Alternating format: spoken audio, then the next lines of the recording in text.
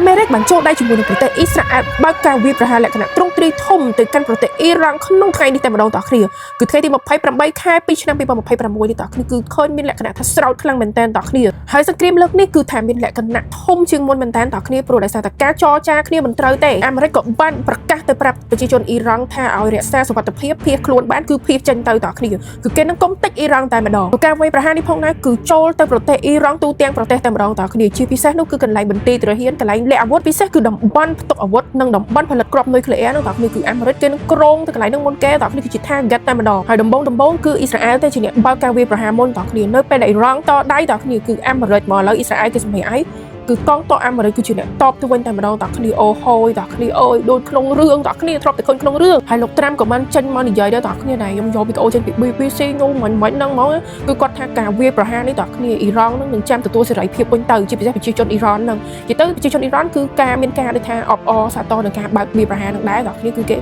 ចង់និយាយថាប្រហែលជាគេអត់ចូលចិត្តមេដឹកនាំអីអញ្ចឹងហើយមុននេះមិនតិចទេតើគ្នាប្រហែលជាកន្លះម៉ោង1ម៉ោងមុនគឺអ៊ីរ៉ង់ហ្នឹងបាញ់មីស៊ីលចូលទៅកងទ័ពជើងទឹកអាមេរិកតើគ្នាដែលកងទ័ពជើងទឹកអាមេរិកហ្នឹងស្ថិតនៅប្រទេសបារ៉ែនតើគ្នានិយាយរួមទៅគឺអារ៉ាប់រួមហ្នឹងតើគ្នាអាចនឹងខ្ទេចបាញ់ការបាញ់ហ្នឹងតើគ្នាបាញ់ដល់អាឌូដាប៊ីទៀតតើគ្នាសំឡេងសង្គ្រាមផ្ទុះក៏ក្រៅធរណីតើគ្នាសារនេះអ៊ីរ៉ង់វាយស្រោចទៅលើអាឌូដាប៊ីតើគ្នាមីស៊ីលជាង70គ្រាប់ជាងតើគ្នាខ្ញុំតាមដាននេះឡើងញាក់សាច់ញ័រដៃតើគ្នាជាពិសេសគឺខ្ញុំភ័យត្រង់ថាសង្គ្រាមលោកលើកទី3តើគ្នាសុទ្ធតែប្រទេសមហាធំតើគ្នារ៉ាប់រួមអ៊ីរ៉ង់អាមេរិកអូអ៊ីស្រាអែលអូអត់ទេតើគ្នាសាហាវខ្លាំងរឿងនេះគឺខ្ញុំបាននិយាយតាំងពីវីដេអូមុនមកម៉េះតើគ្នាគឺអាលើកមុនហ្នឹងគ្រាន់តែជាការដូចថាជាការឡតើគ្នាលើកនេះគឺខ្លាំងហើយតើគ្នាដែលជាហេតុមាសឡើងថ្លៃនឹងឯង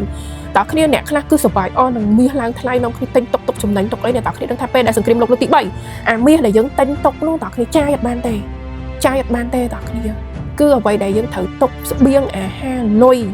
គឺសំខាន់តើគ្នារឿងមាសឡើងថ្លៃទុកមួយឡែកអាពេលមាសឡើងថ្លៃហ្នឹងហើយគឺជាពេលដែលពិភពលោកកំពុងចលាចរវឹកវរកាត់កលយុគសិតតែប្រទេសអញរៀងខ្លួនតែម្ដងតើគ្នាប្រទេសអស់នេះអញ្ចឹងបានថាមានអ្វីកាត់ឡើងប្រទេសធំងាប់តែយើងប្រទេសទុនខ្សោយប្រជាជនស្លូតត្រង់ហ្នឹងទេអញ្ចឹងបានថាអ្នកតើគ្នារឿងអីក្រោយតើវាត្រូវកាត់ឡើងគឺវាមកភុចយកដឹងមុនទេអញ្ចឹងត្រូវសារភាពប្រាប់ក្រាស់អីប្រាប់ឲ្យហើយតើគ្នាហ្នឹងហើយនិយាយលេងតិចតួចហើយបើសិនជាតែគេចង់ឲ្យខ្ញុំធ្វើវីដេអូតាក់ទងពីការរបៀបការពារខ្លួនបើសិនជាមានសង្គ្រាមលោកទី3 comment ច្រើនខ្ញុំនឹងព្យាយាមស្វែងរកព្រោះខ្ញុំឃើញនៅក្នុង YouTube ខ្លះដែររបៀបវិធីការពារខ្លួនយើងអាចនឹងរស់បើសិនជាយើងមានស្បៀងគ្រប់គ្រាន់នឹងការការពារខ្លួនត្រឹមត្រូវអារឿងសង្គ្រាមលោកលើកទី3នុយក្លេអ៊ែរហ្នឹងតើគ្នាវាមិនស្លាប់តើគ្នាមកពិភពលោកទេចាហ្នឹងយើងអាចយើងការពារបានយើងការពារអញ្ចឹងណាចេះតែធ្វើតាមគេទៅតើគ្នារបៀបចង់ឲ្យយើងអត់ដឹងថាវាមិនទេអញ្ចឹងខ្ញុំទាំងអីក៏ខ្ញុំភ័យដែរហើយតែភ័យដោយសារឃើញអ៊ីរ៉ង់ប្រកាសថានឹងត្រៀមខ្លួនដូចជាស្រេចក្នុងការជុតកងតាក់នុយក្លេអ៊ែរដើម្បីកំទេចអ៊ីស្រាអែលនិងអាមេរិកតើគ្នាតើគ្នារឿងនេះធំណាស់សារនេះធំណាស់តើគ្នាខ្ញុំមិនមែនផលអីណាគឺវាជារឿងពិតហើយអ៊ីរ៉ង់ខ្លាំងដែរតើគ្នាកុំលេងឃើញអញ្ចឹងណាសភាពវត្តទំនើបមាននុយក្លេអ៊ែរមាននៅក្នុងដៃចឹងមិនថាឥឡូវដឹងមកទេតើគ្នាសង្ឃឹមថាវិនមានរឿងនឹងកើតឡើងតើគ្នាមានឥឡូវមានតើគ្នាជួយបន់ផ្សងតើគ្នាកុំឲ្យមានរឿងនុយក្លេអ៊ែរសង្គ្រាមលោកលើកទី3នឹងជួយបន់ផ្សងគ្រប់គ្នា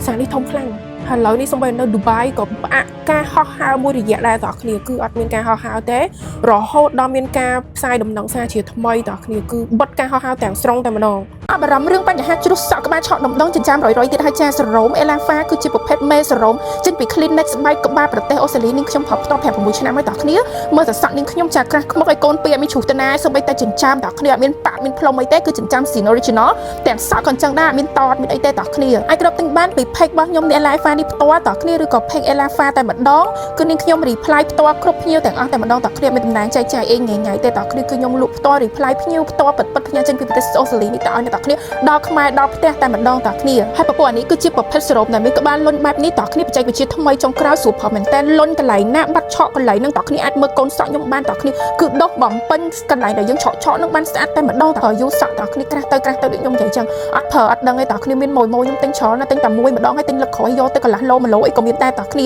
ាហើយបើសិនជាអ្នកគ្នាឆាតមកខ្ញុំទាំងក្នុង page Ellafa និង page Ellafa គឺពេលខ្លះតើគ្នាមានការតបយឺតយ៉ាវអីសូមកុំប្រកាន់តើគ្នាពីព្រោះថាម៉ោងយើងដើរខុសគ្នាអញ្ចឹងខ្ញុំយកតើគ្នាថ្ងៃយប់អីចឹងខុសគ្នា3 4 5ម៉ោងអីក៏អ្នកតើគ្នាកុំប្រកាន់អីតែខ្ញុំនឹងព្យាយាម reply ឲ្យបានទាំងអស់គ្នាឲ្យក្បោះក្បាយពយល់ពីបញ្ហាសក់និងចាំនឹងហ្មងតើគ្នាអញ្ចឹងអរគុណតើគ្នាមែនតើជួបគ្នាវីដេអូក្រោយទៀតបើសិនជាមានអីអាប់ដេតថ្មីទៀតតើគ្នាអរគុណ